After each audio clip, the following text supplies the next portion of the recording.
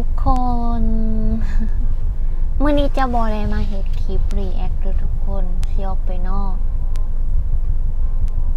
ทุกคนค่อยหากระเฮ็ดอันนั้นเป็นหากระไส้ซับไทโทเป็นทุกคนหลังจ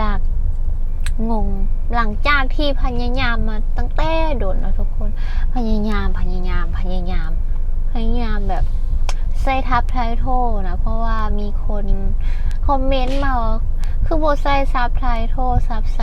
ทที่เขาใส่กันนะทุกคนเดี๋ยวสิ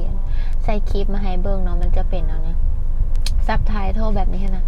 ค่อยพยายามเห็นแล้วมันเห็นโบเป็นมันเห็นโบเป็นแล้วมื้อนี้เข้าไปเบิ่งคลิปที่เขาสอนใส่ซับไทโทนะทุกคนเข้าไปเบิ่งลองเบิ่งก้อนหน้านั้นก็เข้าไปเบิ่งคลิปกับเจ้าสอนใส่ทับไทโทนี่แหละแต่ว่ามันกับโบเป็นมันโบโซขึ้นมานะทุกคนใส่แล้วมันโบโซขึ้นมาเวลาเฮาเบิ่งในตัวอย่างที่เฮาเฮ็ดนะมันโซอยู่มันโซขึ้นมาอยู่เนาะแต่ว่าถ้าเฮา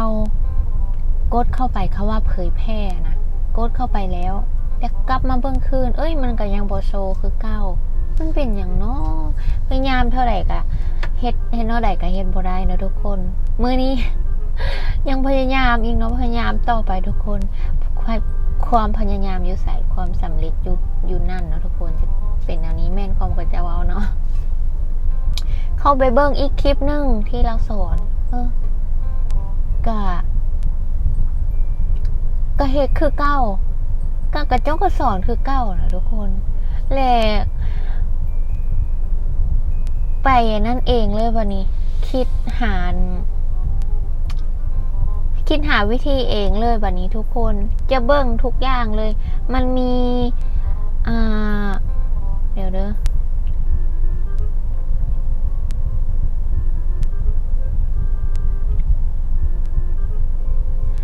ค่อยคิดหาทางออกเองเลยเนาะเบิ่งทุกปุ่มจะเบิ้งทุกปุ่ม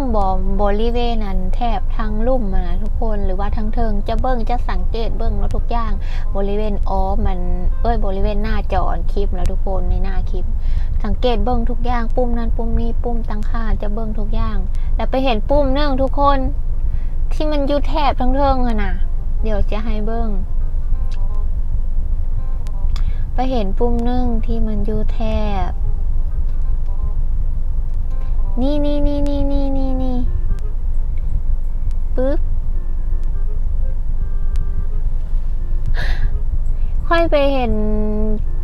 มันมีคำว่า CC เนาะทุกคนโอ้ยโง่มาแต่โดดเนาะทุกคน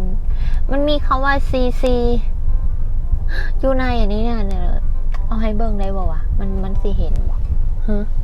นี่ทุกคนมันบ่เลื่อมบ่มันบ่เลื่อมบ่ทุกคนนี่มันเขียนคำว่า CC อ่ะทุกคน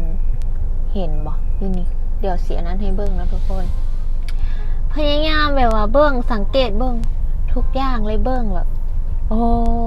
โหแล้วมือนี้ดีใจแบบโล่งเลยก็คือสีเฮ็ดคลิปง่ายขึ้นนะทุกคนคือสีเฮ็ดคลิปสบายขึ้นแบบนี้เพราะว่าหลังจากที่เฮาแก้ไขเนาะเฮาใส่ข้อความอยู่ในวิดีโอของเฮาแล้วเนาะเฮากดคำว่าเผยแพร่ทุกคนแล้วเฮากลับมาเบิ่งวิดีโออีกมันจะบ่ขึ้นเฮาต้องกดเข้าไปคำว่า CC ตัวนี้เนาะทุกคนนี่ CC ตัวนี้ CC อยู่เทิงทางเทิงของวิดีโอเนี่ยทุกคนเฮาต้องกดเข้าไปเห็นบ่มันจะโชว์นี่ทุกคนวันนี้ดีใจแล้วทุกคนฮู้วิธีเฮ็ดใส่ซับไทโทลแล้วทุกคนฮู้วิธีเปิดซับไทโทลโอ้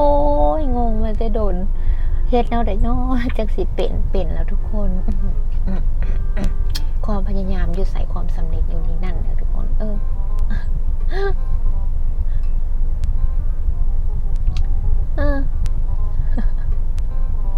ต่อไปกะสิบ่มีคนถามค่อยแล้วว่าคือบ่ใส่ซับไทโทล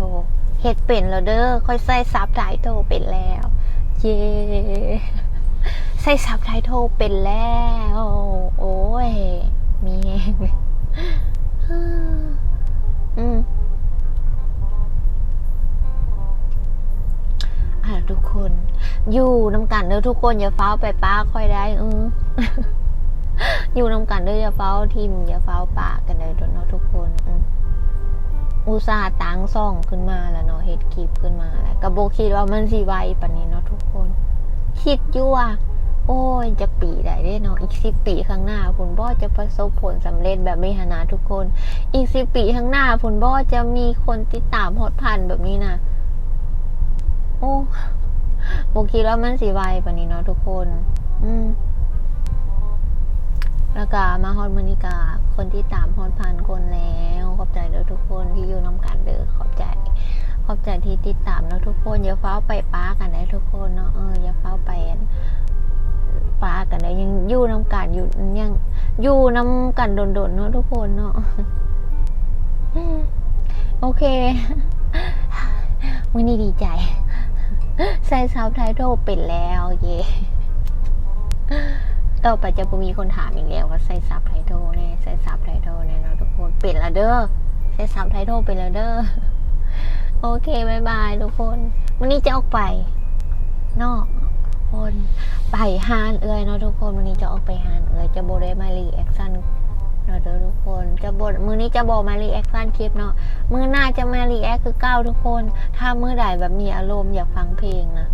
คอยจะเป็นเอานี้ด้วยทุกคนถ้ามือใดมีอารมณ์อยากฟังเพลงจังมากรีแอคเอาคลิปลงงงตัวเองคือกันทางมือใดบ่มีอารมณ์แหละบ่เจ้าบ่เห็นเลยคลิปรีแอคเพราะมันรีแอคบ่ได้มันบ่มีอารมณ์มันบ่มีอารมณ์จะฟังเพลงทุกคนจะเป็นเอาคิดว่าลืมมานะจะดอกเปิดไมค์จะดอกโอเค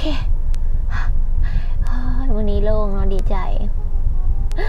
ที่ใส่ซับไตเติลเป็นโอเคบายบายทุกคนบายบาย